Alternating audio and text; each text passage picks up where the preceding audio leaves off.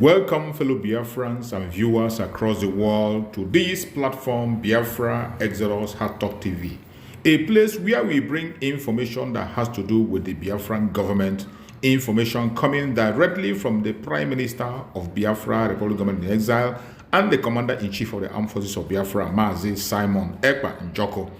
I am going to share with you on today's program a broadcast from the Prime Minister of Biafra, Republic of Venezuela, Simon Ekpa, on Twitter Space, where he explained the situation on ground and the way forward. I want you to pay attention to the Prime Minister. He has a lot of information. As you all know, each time he comes online is a bombshell. Let us hear from our Prime Minister, Simon Ekpa, Commander-in-Chief of the Armed Forces of Biafra. Let's watch. Thank you very much. Good evening, ladies and gentlemen.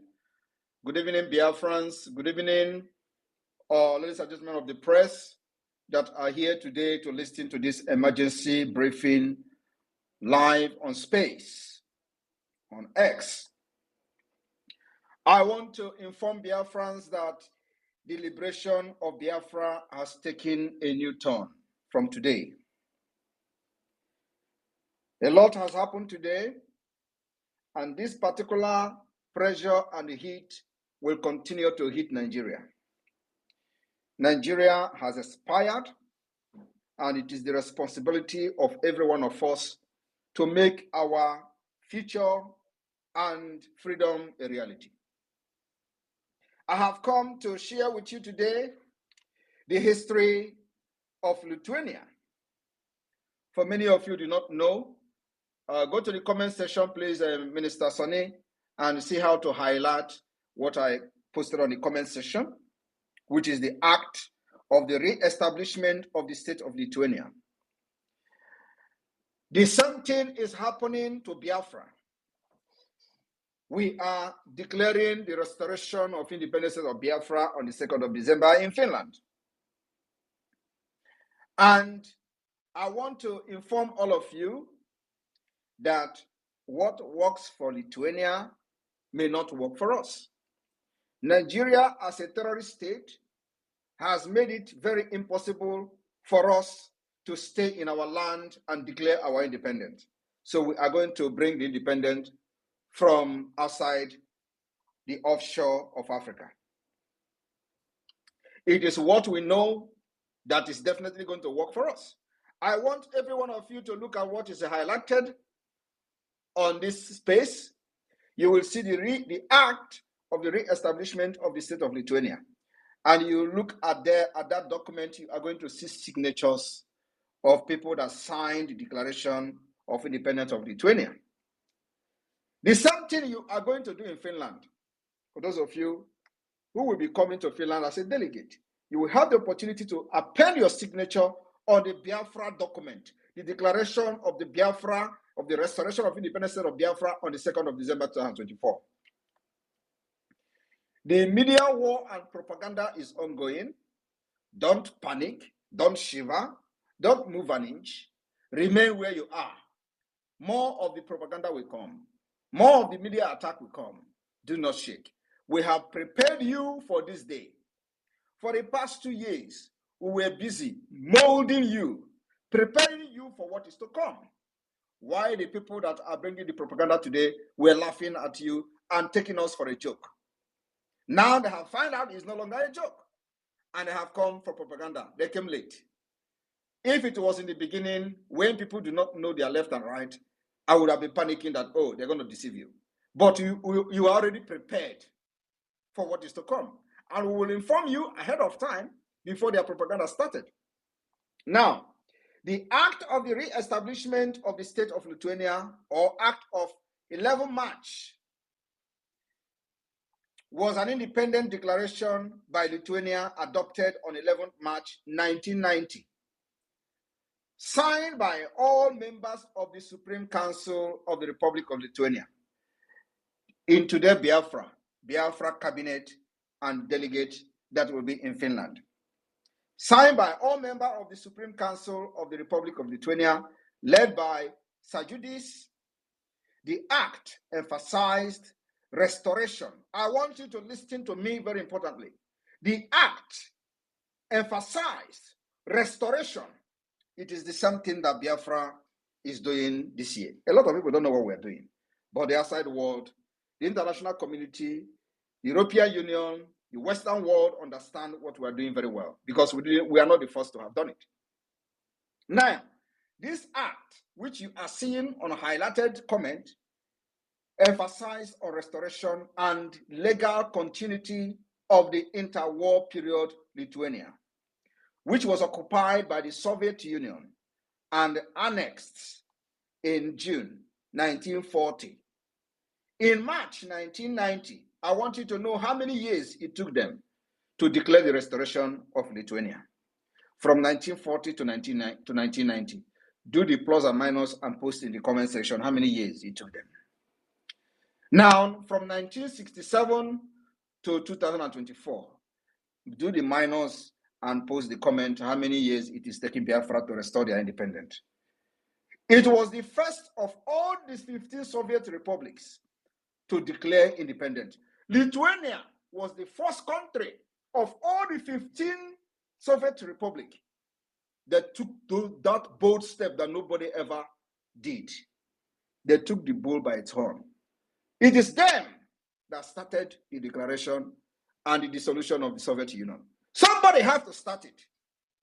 And God is using me, Simon Ekpa, to start the dissolution of Nigeria. And it is happening this year. Mark my word, there is nothing in this life, no force in this life will stop Nigeria from dissolution. And it starts from this December. Soviet Union was a very strong union. Everybody knows that. But in March 1990, the Lithuania became the first of all the 15 republics to declare independence, with the rest following to continue for 21 months, concluding with Kazakhstan. Kazakhstan independence was in 1991. This event, part of the broader process, doubled the parade of sovereignties, led to the dissolution of the Soviet Union in December 1991. I want you to understand, do not listen to all the lily-livered idiots who are very comfortable slaves. You are not a comfortable slave. Biafrans are known for being a Republican. They are very, very wise. Yeah, they are not that comfortable. Even our own ancestors, when they were being taken away as slaves, they decided to jump inside the sea instead of becoming a slave. That's who we are. Now, let us go to the background. Loss of independence. Lithuania was once an independent country. Many years after the partition of the Polish-Lithuanian Commonwealth in the 18th century, Lithuania was part of the Russian Empire. In the aftermath of the Russian Revolution of 1917, the Council of Lithuania, chaired by Jonas Bazenfichus, proclaimed the Act of the Independence of Lithuania on February 16, 1918. Are you listening to me? In 1918, a man called Jonas proclaimed the Act of Independence of Lithuania. Somebody have to do it. Whether other people agree or not, somebody have to wake up and do it. And for the Lithuanians, a man called Jonas took up that challenge and did it on February 16, 1918. This is history. Some of these people who have deceived Biafra for ages don't even know what is freedom fighting. Now, Lithuania enjoyed independence for decades. In August 1939. So from 1918 to August 1939, the Soviet Union and the Nazi Germany signed the Molotov-Ribbentrop Pact, which many of you have actually heard Mazen Ambikano talking about the Molotov, dividing Eastern Europe into spheres of influence. The Baltic state, Lithuania, Latvia, and Estonia were assigned to the Soviet sphere of influence and subsequently were occupied in June 1940. So from 1918 to 1940, they enjoyed independence. After 1940, the Soviet Union took over. After they have shared them like commodity.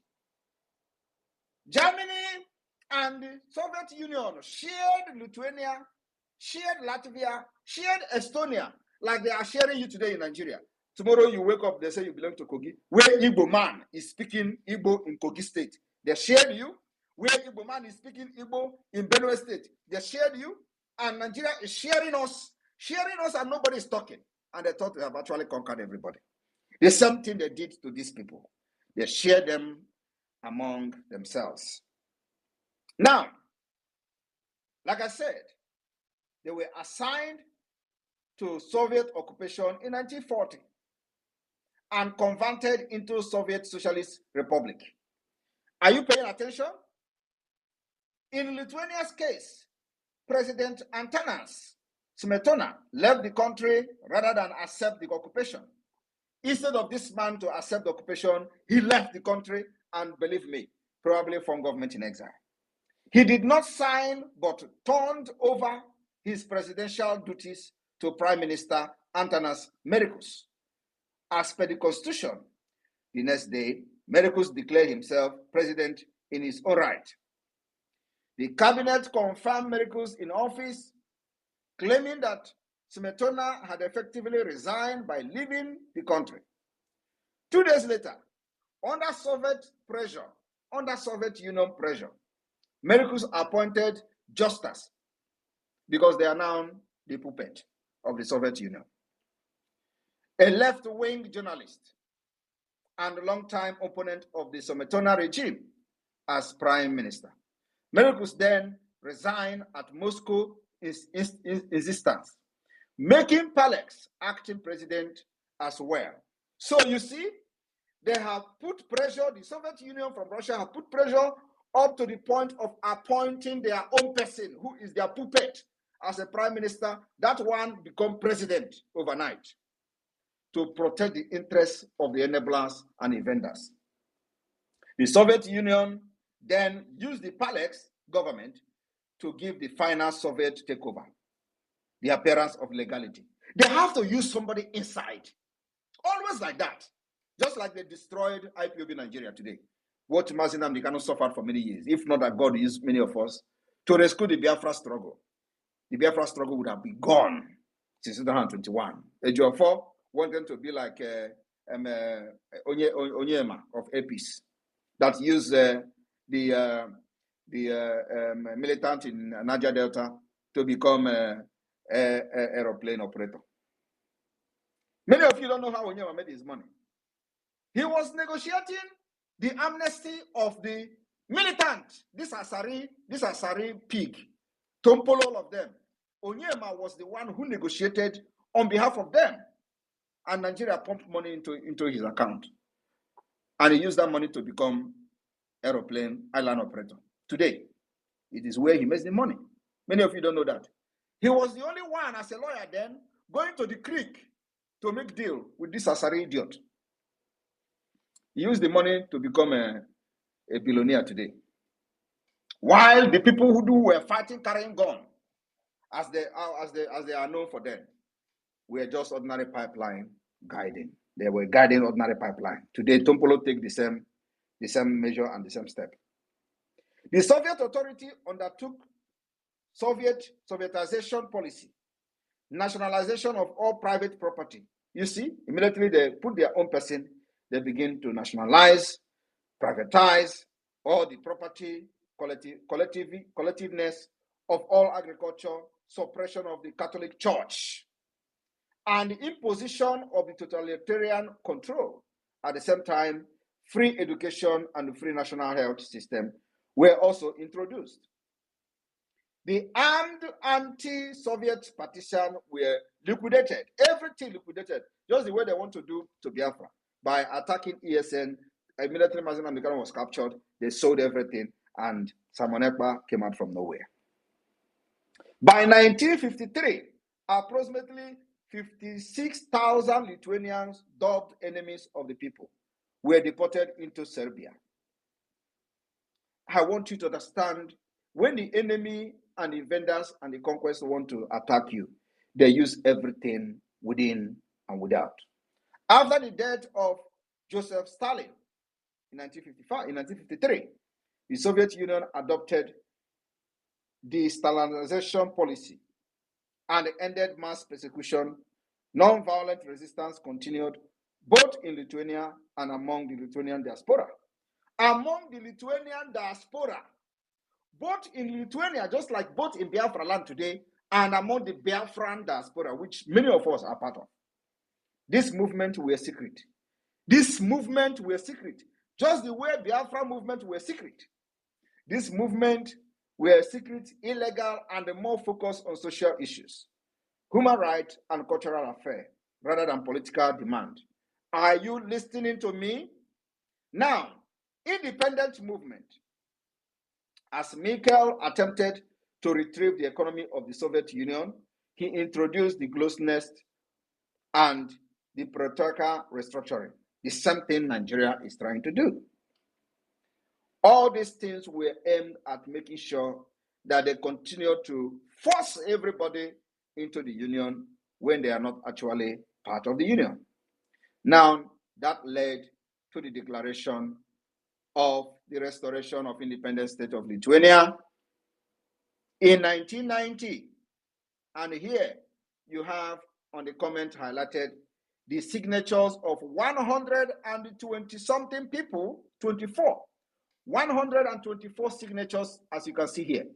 In Biafra, we will have up to 1,000 signatures, maybe 500 signatures, who knows how many people, delegate of Biafra's representative that will be in Finland to sign and append their signature on the declaration document after over 50 million have voted in the self-referendum. Our own is very peculiar. I want you to understand that this particular liberation of Biafra is something that nobody else have ever done. We don't have any comparison anywhere in the world. We have designed a way, a pathway to exit Nigeria that no other people have used in the past. And we call it the multidimensional approach. After the declaration, we will make sure that all the terrorists in Biafra land is eliminated. Until one person is remaining from them, we will still eliminate that person. At the end of the day, we are going to sit on the round table and Nigeria will grant and accept and approve the referendum that the Biafra government in exile and the homeland have conducted. That is the way it is going to end. Go and mark my word. We will kill them. These terrorists that are coming to kill our people. Okoma community has been burned and people have been killed. Innocent Nigerians, those who call themselves Nigerians, many of them will identify with Nigeria. They have killed them.